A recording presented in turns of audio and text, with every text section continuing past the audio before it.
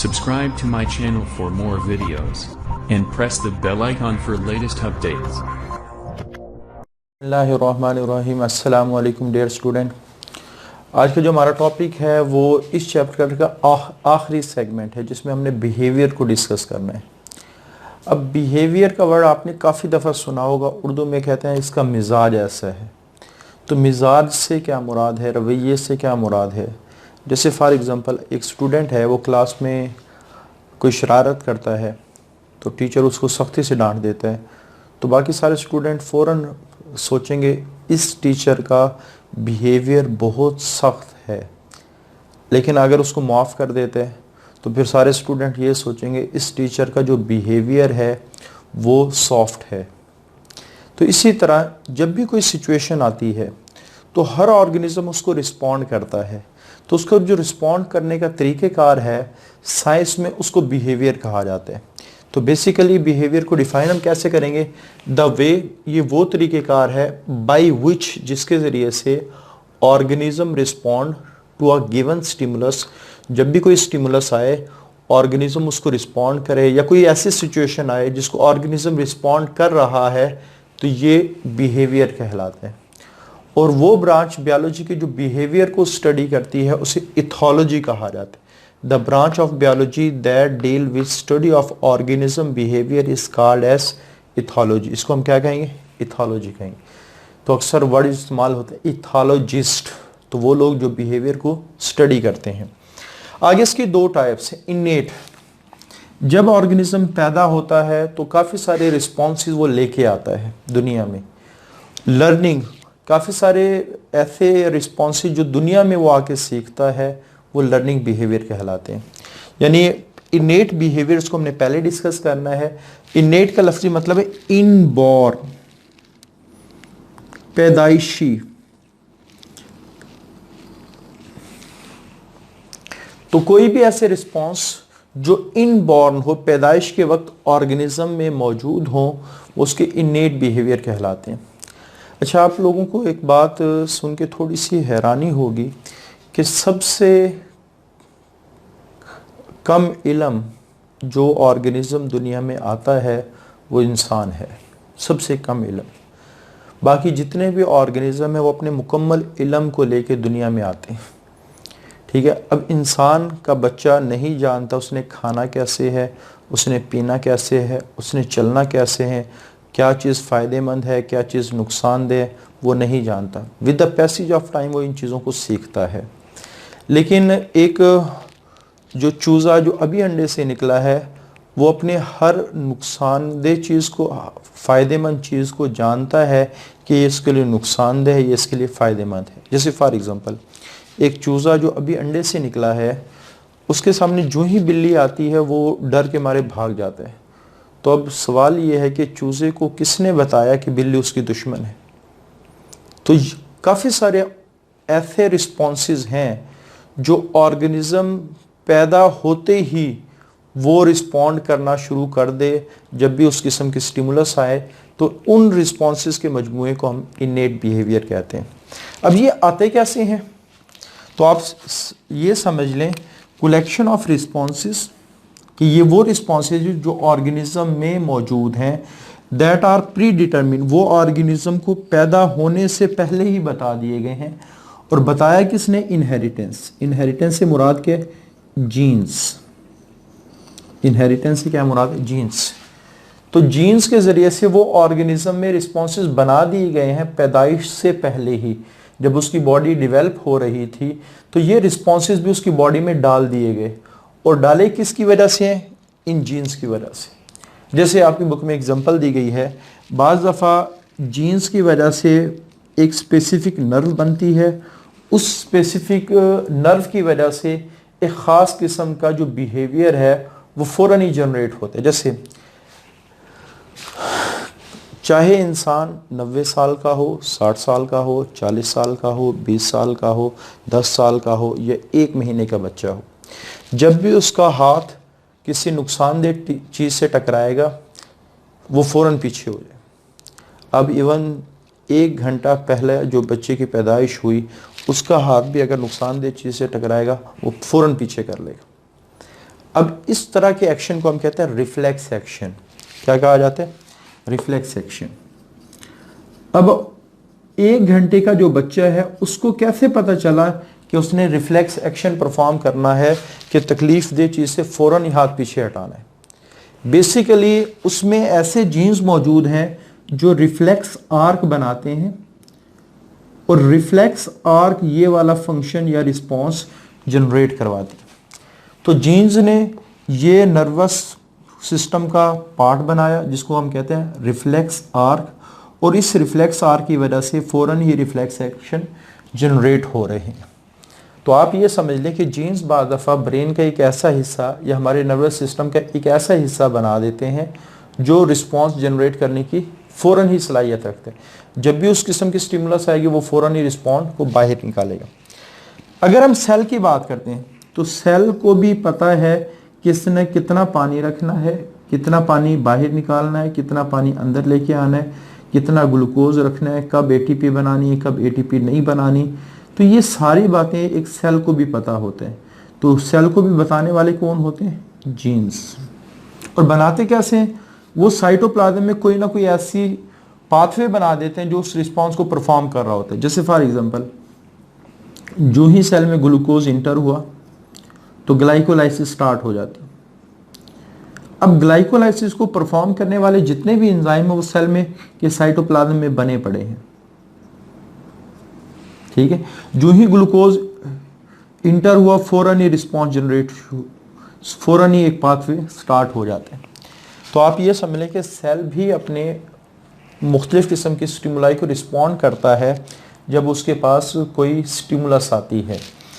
तो ये काम मल्टी सेलुलर में भी हो रहा है, ये यूनिसेलुलर में भी हो रहा है, रिस्पॉन्स जनरेट करने का काम। ए सेलुलर से क्या मुराद है? यहाँ वायरसेस या प्रियॉन्स, ये 2 किस्म के ऑर्गेनिज्म हैं जिनमें सेल नहीं होता लेकिन ये भी स्टिमुलस को क्या कर रहे होते हैं? रिस्पॉन्ड कर रहे होते हैं। तो इनेट बिहेवियर हर उस रिस्पॉन्स को कहा जाता है जो ऑर्गेनिज्म में पहले से ही मौजूद होता है। और ये बिहेवियर आते कहाँ से? ये वालिदैन से बच्चों में आते हैं जीन्स के ज़रिए से। ये बिहेवियर आके क्या करते हैं?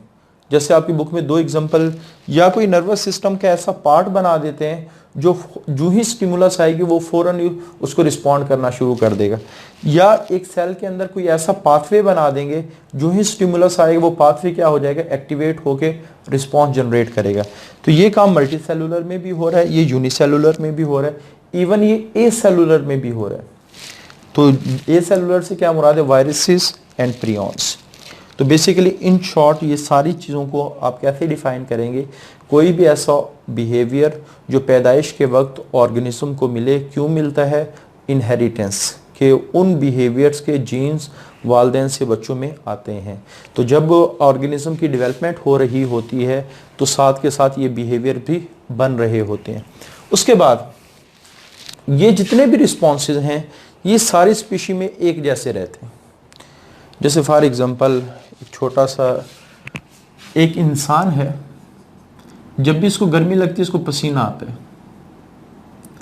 अब चाहे ये इंसान पाकिस्तान का हो, हिंदुस्तान का हो, बांग्लादेश का हो, नेपाल का हो, अमेरिका का हो, तो दुनिया में कोई भी शख्स जो नॉर्मल इंसान कहलाता है, जब भी उसकी बॉडी को गर्मी लगती है स्वेटिंग शुरू हो जाती है। चाहे वो 1 दिन का बच्चा ही क्यों ना हो या 1 घंटे का बच्चा ही क्यों ना हो, जो ही इन्वायरमेंट में वो आएगा फ़ौरन ही अगर गर्मी हुई तो उसको स्वेटिंग शुरू हो जाएगी, पसीना आना शुरू हो जाएगा। ठीक है, अब ये जो पसीने आने का अमल है ये इसको आप कह सकते हैं जीन्स ने बनाया है कि गर्मी को पसीने के ज़रिए से रिस्पॉन्ड करना है कि पसीना निकाल के। अच्छा, अगर यही गर्मी एक कुत्ते को लगती है तो उसकी सांस लेने की रफ्तार तेज़ हो जाती है। तो आप ये समझ लें कि ये बिहेवियर कुत्तों में, इसको पेंटिंग कहा जाती है, हमने चैप्टर नंबर 15 में भी डिस्कस किया था। तो हर स्पीशी एक इन्वायरमेंटल फैक्टर को डिफरेंट अंदाज में रिस्पॉन्ड कर रही होती। अगर वो बिहेवियर उसका पैदाइश के वक्त मौजूद था, ठीक है, तो वो उसका इनेट बिहेवियर कहलाता है। अच्छा, यहाँ एक वर्ड इस्तेमाल हुआ है as a result of built in pathway. Built in का क्या मतलब होता है? हर वो चीज़ जो ऑर्गेनिज्म में बनते वक्त ही डाल दी जाए वो बिल्ट इन कहलाती है। जैसे आप मोबाइल ओपन करते हो, एक आपने डब्बा पैक मोबाइल लिया, डब्बा ओपन किया, उसमें से मोबाइल निकल आया। अब जो ही आप ऑन करते तो आप देखेंगे कि काफ़ी सारे ऐसे सॉफ्टवेयर हैं जो मोबाइल में पहले से ही कंपनी ने इंस्टॉल कर दी। उसके बाद फिर कुछ ऐसे सॉफ्टवेयर हैं जो आप अपनी मर्जी से इंस्टॉल करते हो। तो यहाँ दो किस्म के सॉफ्टवेयर, एक में हमारी मर्जी चली, ठीक है, हमने इन्वायरमेंट से डिफरेंट किस्म की राय ली कि ये सॉफ्टवेयर अच्छे इसको भी इंस्टॉल कर लो, ये सॉफ्टवेयर अच्छे इसको भी इंस्टॉल कर लो। एक वो है जो कंपनी बना के, जो कंपनी ने मोबाइल में डाल के पैकिंग से पहले मोबाइल में डाले हैं, वो उसके बिल्ट इन सॉफ्टवेयर कहलाते हैं, उनको ख़त्म नहीं किया जा। अच्छा, जैसे फॉर एग्जांपल मैं कहता हूँ कि एक मोबाइल है सैमसंग का A7। अब दुनिया में इसके जितनी भी कॉपीज बनी हैं A7 की, जो ही उस डब्बे को खोलेंगे, मोबाइल को ऑन करेंगे, तो सारे A7 मोबाइल के अंदर एक ही जैसे सॉफ्टवेयर होंगे। सारे मोबाइल के अंदर एक ही जैसे सॉफ्टवेयर हो।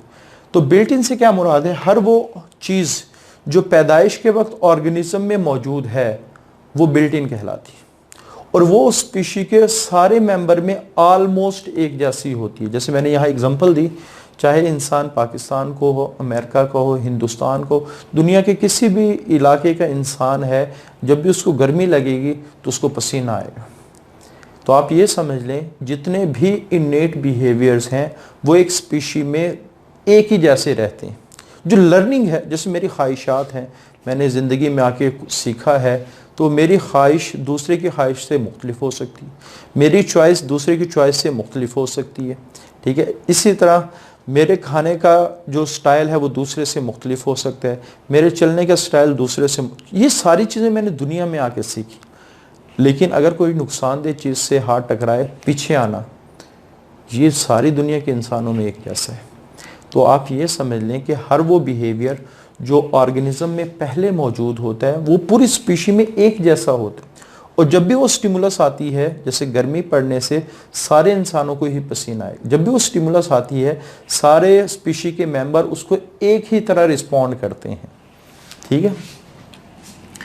As a result of built in pathways, तो ये जो रिस्पॉन्सेज मिले हैं ये ऑर्गेनिज्म में पहले से ही मौजूद होते हैं।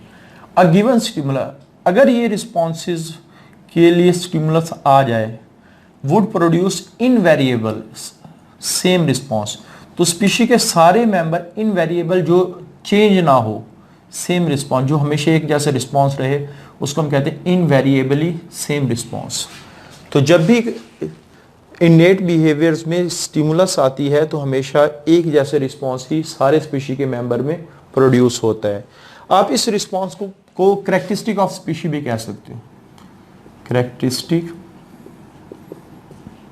ऑफ स्पीशी भी कह सकते हो।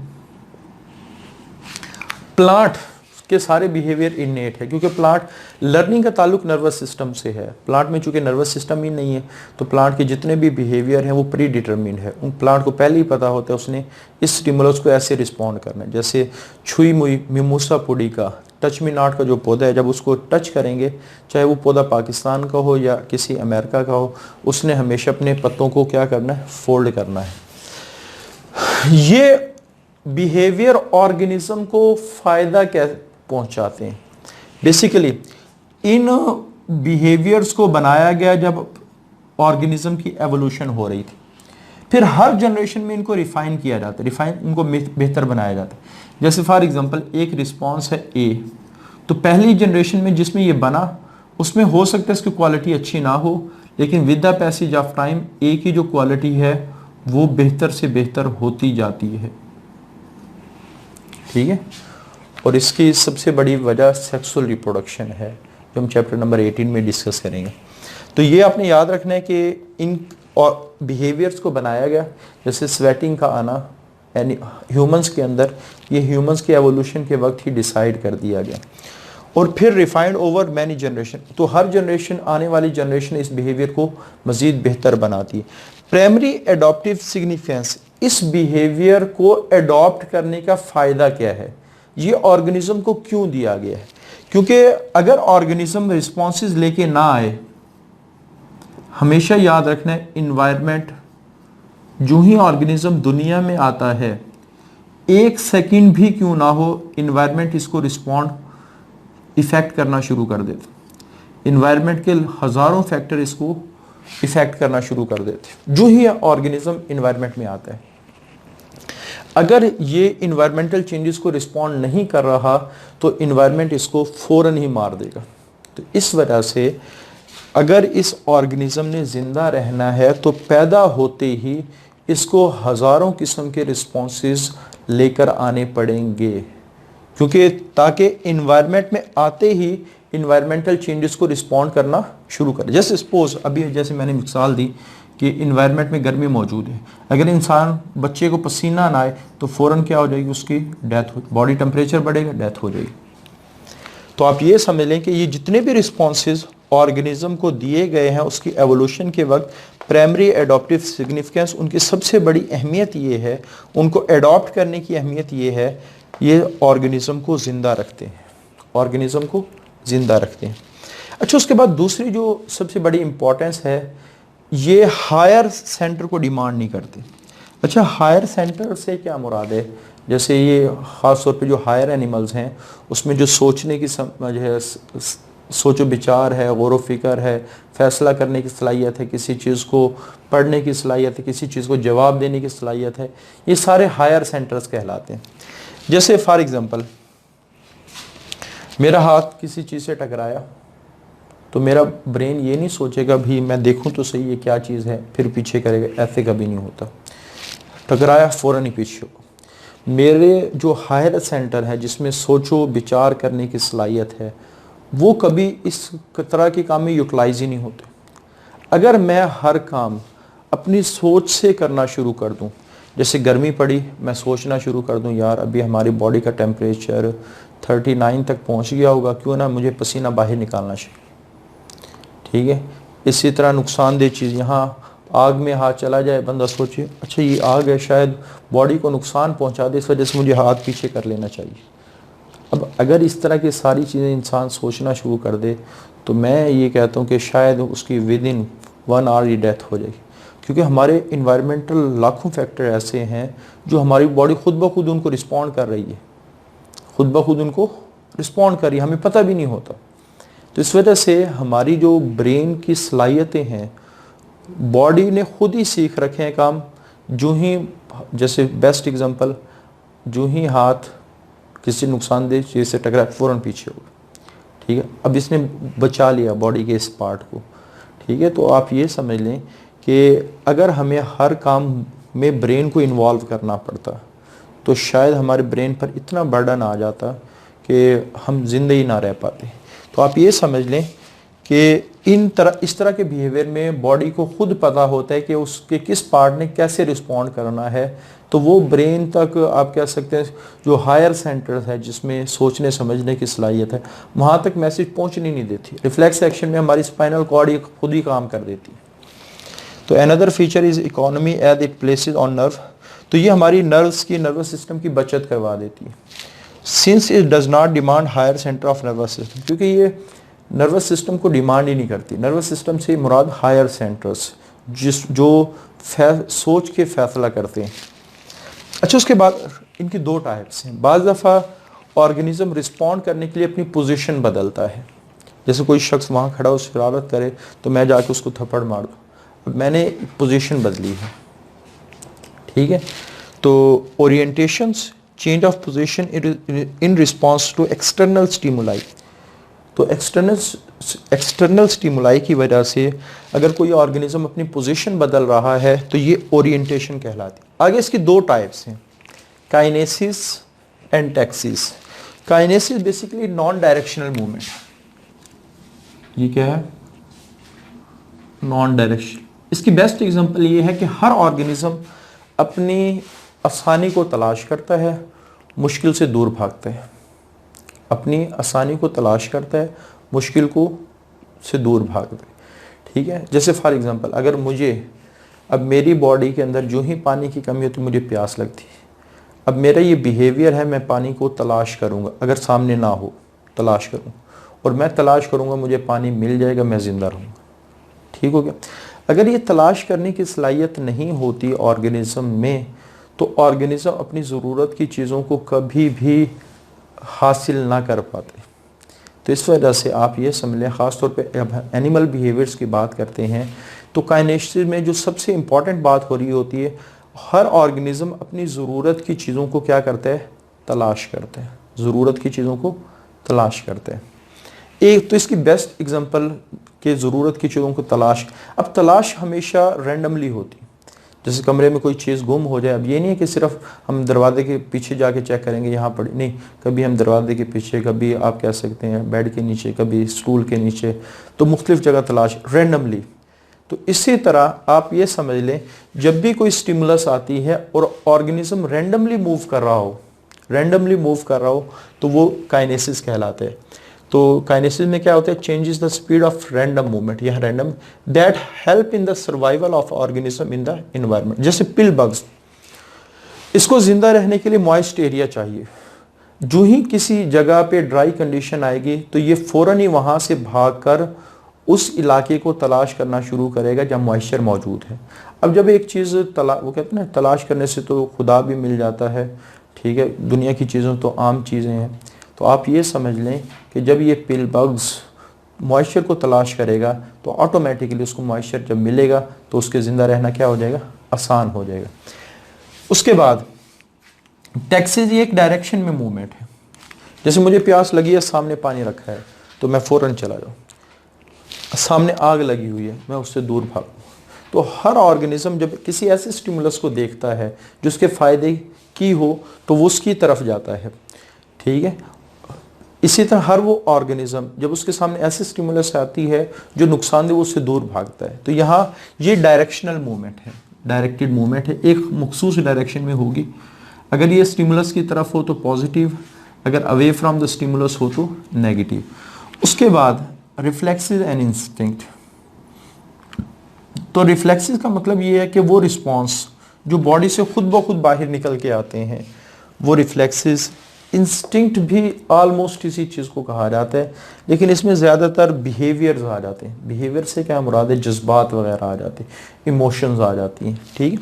तो रिफ्लेक्सेस और इंस्टिंक्ट, जैसे फॉर एग्जांपल बायोलॉजिकल रिदम है, एक मखसूस स्टिमुलस आई, जैसे प्लांट के अंदर क्या होता है, जो ही लाइट पड़ना शुरू होती है फोटोसिंथेसिस स्टार्ट हो जाती है। तो आप ये समझ लें बायोलॉजिकल रिदम जितनी भी हैं वो सारी इन्नेट हैं, ये हमने चैप्टर के स्टार्ट में भी डिस्कस किया था। टेरिटोरियल भी, हर ऑर्गेनिज्म अपने इलाके से प्यार करता है। शेर को आप पिंजरे में बंद कर दें, उसकी वो ज़िंदगी नहीं रहेगी जो वो अपने इलाके में गुजारता है। हर ऑर्गेनिज्म अपने इलाके से प्यार करता है और ये उसको जीन्स बता रहे होते हैं, तूने इस इलाके में जाके रहना, तूने इस इलाके में जाके रहना। कभी आपने ये नहीं देखा होगा कि हमारे पास जो शहर के अंदर शेर वगैरह आ गए हों खुद ब खुद, ठीक है। Courtship, attraction between opposite gender, male और फीमेल के दरमियान में अट्रैक्शन होना, ये भी एक फितरती अमल है, ये भी जेनेटिकली डिटरमाइंड है। मेटिंग, रिप्रोडक्शन करना, तो ये तो वैसी कैरेक्टरिस्टिक ऑर्गेनिज्म की, हर ऑर्गेनिज्म रिप्रोडक्शन करते हैं और यहाँ रिप्रोडक्शन से मुराद सेक्सुअल रिप्रोडक्शन है।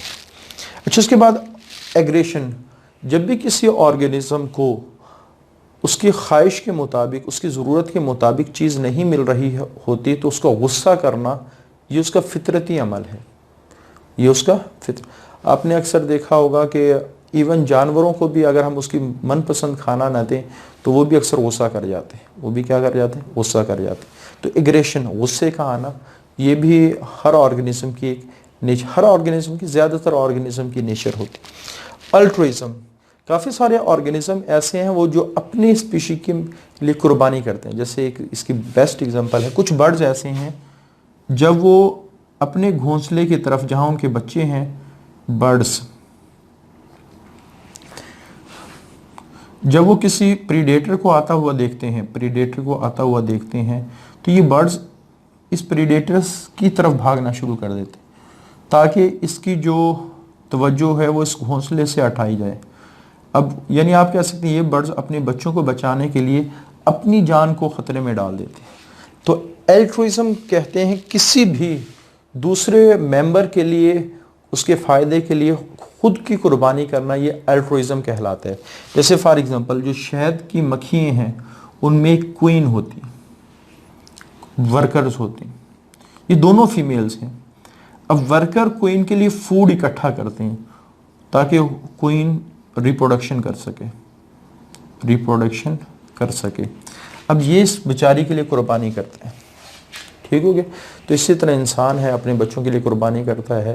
तो किसी भी अपने स्पीशी के मेंबर के लिए कुर्बानी करना, ये अल्ट्रुइज्म कहलाते हैं। सोशल हायरार्की, जैसे मैंने यहाँ एग्जांपल दी कि हर मुआशरा, एनिमल्स में भी मुआशरे बनते हैं, जैसे फॉर एग्जांपल जो चूंटी है, आंट्स हैं, वो एक सोसाइटी बना के रहती हैं, हनी बीज हैं, वो एक सोसाइटी बना के रहती हैं। तो काफ़ी सारे ऑर्गेनिज्म ऐसे हैं जो सोसाइटी बना के रहते हैं। फिर आपने ऑब्जर्व किया होगा उस सोसाइटी में फिर कुछ मेंबर्स को ज़्यादा प्रोटोकॉल दिया जा रहा होता है। इसको हम कहते हैं सोशल हायरार्की। जैसे क्वीन को ज़्यादा प्रोटोकॉल दिया क्योंकि उसका जो फंक्शन है, उसका जो काम है वो सबसे इम्पॉर्टेंट है। इस वजह से पूरा जो आप कह सकते हैं शहद की मक्खी का एक छत्ता होता है, उसमें जितनी भी शहद की मक्खियाँ होती हैं वो इस क्वीन को ज़्यादा अहमियत दे रही होती हैं। तो किसी भी ऑर्गेनिज्म के स्टेटस के लिहाज से उसको अहमियत देना, ये सोशल हायरार्की कहलाता है। सोशल ऑर्गेनाइजेशन, कि किसी भी ऑर्गेनिज्म का मुआशरा बना के रहना, ये सोशल ऑर्गेनाइजेशन कहलाता है। तो ये हमारे पास बिहेवियर का इंट्रोडक्शन है और बिहेवियर की पहली टाइप का हाफ पोर्शन है व्हाट आर इनेट बिहेवियर्स, उसकी इंपॉर्टेंस, उसकी टाइप्स। आगे कुछ और पॉइंट इसी टॉपिक से रिलेटेड हैं जिसको हम अगले लेक्चर में डिस्कस करेंगे। आज के लिए इतना ही। अल्लाह हाफिज़।